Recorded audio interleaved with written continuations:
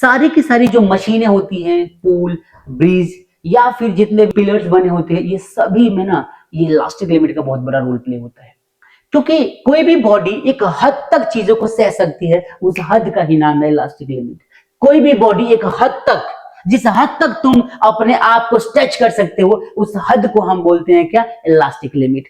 तो शायद बात समझ में आ गई होगी क्या कि हमारे पास एक बॉडी है और इस बॉडी को एक हद तक ही मैं खींच सकता हूं, ठीक है, और खींच सकता हूं, ठीक है। अब क्या होगा? अब क्या होगा? अब इस बॉडी की मैक्सिमम हद है भाई, हो सकता है और भी हो, लेकिन एक टाइम के बाद बॉडी क्या करेगी?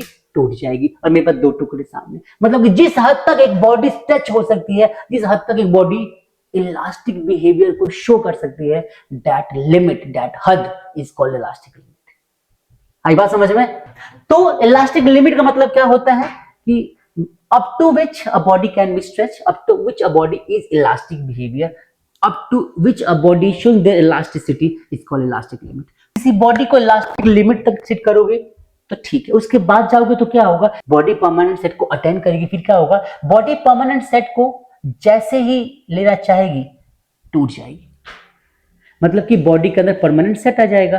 तो इलास्टिक बिहेवियर इलास्टिक लिमिट तक ही होता है, उसके बाद बॉडी प्लास्टिक बिहेवियर में चली जाती है, तो प्लास्टिक नेचर को शो करना शुरू कर देती है।